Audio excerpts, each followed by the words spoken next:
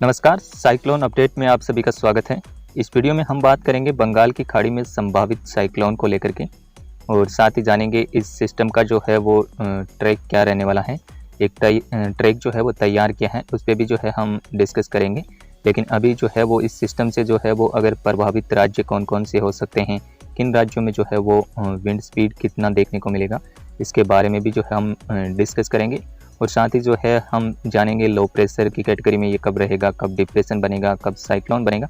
तो इस सिस्टम को लेकर के जो है हम इस वीडियो में जो है वो डिटेल से बात करेंगे।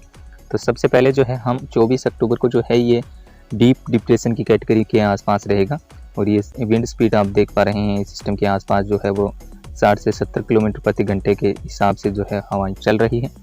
25 अक्टूबर को जो है ये सिस्टम भारत के तटों के पास में पहुंचेगा और आप देख पा रहे हैं इस मॉडल की माने तो आप ये सिस्टम जो है वो 25 अक्टूबर को साइक्लोनिक स्टॉर्म बन सकता है, क्योंकि आप विंड स्पीड देख पा रहे हैं 100 किलोमीटर से आपको ज़्यादा ही दिखाई दे रही है। 90 से 100 किलोमीटर, कहीं कहीं पर जो है वो 100 से भी 110 किलोमीटर के आसपास विंड स्पीड चल रहा है। इस सिस्टम को तो साइक्लोन जो है वो इसी सिस्टम बनता हुआ नज़र आ रहा है। और वेस्ट बंगाल के आप देखेंगे मॉडल के हिसाब से तो वेस्ट बंगाल को ये सिस्टम हिट करता हुआ नज़र आ रहा है। और कुछ वेदर मॉडल्स इसको जो है वो उड़ीसा के तटों से भी जो है वो हिट करता हुआ दिखाई दे रहे हैं। और विंड स्पीड भी जो है वो काफ़ी हाई है, 100 से 120 किलोमीटर प्रति घंटा के हिसाब से हवाएं इन सिस्टम के आसपास चल रही है। अगर हम जीएफएस वेदर मॉडल पर नज़र डालें तो जीएफएस वेदर मॉडल की आप देखेंगे तो कि जीएफएस जो है वो उड़ीसा के तटों की तरफ इस सिस्टम को जो है वो इंडिकेशन कर रहा है। आप यहाँ पे देख पाएंगे कि ये सिस्टम धीरे धीरे जो है वो उड़ीसा पहले जो है वो ये दक्षिण पूर्व की ओर आगे उत्तर पश्चिम की ओर आगे बढ़ते हुए जो है वो उड़ीसा के तटों को जो है ये पार करने वाला है।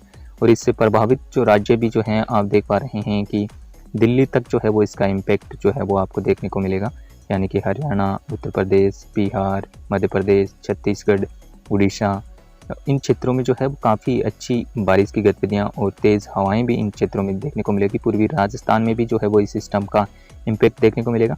सबसे ज़्यादा जो है वो आंध्र प्रदेश के कोस्टल इलाके, उड़ीसा, कोस्टल बंगाल के इलाके जो हैं वो झारखंड, ये क्षेत्र जो है वो सबसे ज़्यादा यहाँ पे भारी से बहुत भारी बारिश की गतिविधियाँ देखने को मिलेगी। यानी कि 20 से लेकर के आप देखेंगे तो 20 अक्टूबर से जो है वो तटवर्ती इलाकों में जो है वो इस सिस्टम का प्रभाव जो है वो 20-21 अक्टूबर से दिखना शुरू हो जाएगा। अब अगर हम बात करें कि अगर अलग अलग वेदर मॉडल अलग अलग इस सिस्टम को लेकर के डायरेक्शन बता रहे हैं, इंटेंसिटी बता रहे हैं, अगर सभी वेदर मॉडल को देखते हुए अगर हम एक ट्रैक तैयार किया है उस पर नज़र डालें तो इस मैप में आप देख पाएंगे कि ये सिस्टम जो है वो अभी आप यहाँ पे है, ये सर्कुलेशन के रूप में जो है वो पूर्वी बंगाल की खाड़ी में बना हुआ है। और ये सिस्टम जो है वो 19-20 अक्टूबर के आसपास जो है यहाँ पे जो है वो इस क्षेत्र के आसपास रहेगा, जबकि लो प्रेशर के रूप में ये देखा जाएगा। और उसके बाद इसके दो डायरेक्शन हो सकते हैं। एक जो डायरेक्शन उड़ीसा से होते हुए जो है वो वेस्ट बंगाल की तरफ आगे जा सकता है ये सिस्टम, और जबकि इसकी इंटेंसिटी जो है जब ये हिट करेगा तो साइक्लोन की कैटेगरी में हिट करेगा। और जब ये मध्य भागों पे होगा, बंगाल की खाड़ी के मध्य भागों के आसपास जो है ये सिस्टम डिप्रेशन के रूप में रहेगा। फर्स्ट ट्रैक की हम बात कर रहे हैं, इसके हिसाब से जो है ये सिस्टम उड़ीसा से हिट करेगा और उसके बाद जो है वो वेस्ट बंगाल, इन क्षेत्रों को जो है ये सिस्टम प्रभावित करने वाला है। लेकिन दोनों ट्रैक्स में जो है वो संभावित ये सिस्टम साइक्लोन के रूप में रहेगा। जब भी ये लैंडफॉल करेगा तो साइक्लोन की कैटेगरी में जो है वो भारत के तटों को जो है वो टकरा सकता है। और दूसरा ट्रैक जो है वो आप यहाँ पे देख पा रहे हैं, ये सिस्टम भी जो है वो यहाँ पे जो है वो साइक्लोन की कैटेगरी में लैंडफॉल करेगा और उसके बाद जो है ये दक्षिणी छत्तीसगढ़ से होते हुए आंध्रा के इलाकों से जो है वो लैंडफॉल कर सकता है। उसके बाद दक्षिणी छत्तीसगढ़ से होते हुए ये महाराष्ट्र की तरफ आगे बढ़ेगा और उसके बाद जो है इसका डायरेक्शन जो है वो अरब सागर की तरफ रह सकता है, गुजरात से होते हुए अरब सागर में। अगर ये डायरेक्शन रहता है इस सिस्टम का तो आप देख पाएंगे कि पूर्वी राजस्थान, उत्तर प्रदेश के जो इलाके हैं, मध्य प्रदेश, छत्तीसगढ़, ये जो इलाका है सारे इलाकों में जो है काफ़ी ज़्यादा विंड स्पीड देखने को मिलेगा। यहाँ पे कई स्थानों पे भारी वर्षा भी देखने को मिलेगी। और साथ ही अगर ये जो फर्स्ट डायरेक्शन आप देख पा रहे हैं, इसमें अगर ये सिस्टम जाता है तो ज़्यादा भारत के राज्य, हालांकि विशेष तौर के उत्तर पूर्व के राज्य जो है वो इस सिस्टम से प्रभावित होंगे, जबकि मध्य और उत्तर पश्चिमी भागों में जो है वो इसका इम्पैक्ट नहीं देखने को मिलेगा। जबकि ये सिस्टम जो है वो आंध्रा इसी डायरेक्शन में जाता हुआ ज़्यादा संभावना जो है वो इस ट्रैक पे जाने की इसकी नज़र आ रही है। और ये जो है वो संभावित अगर माने तो आप 40% इस डायरेक्शन में ये सिस्टम जा सकता है और 60% जो है वो इस डायरेक्शन में ये सिस्टम जा सकता है।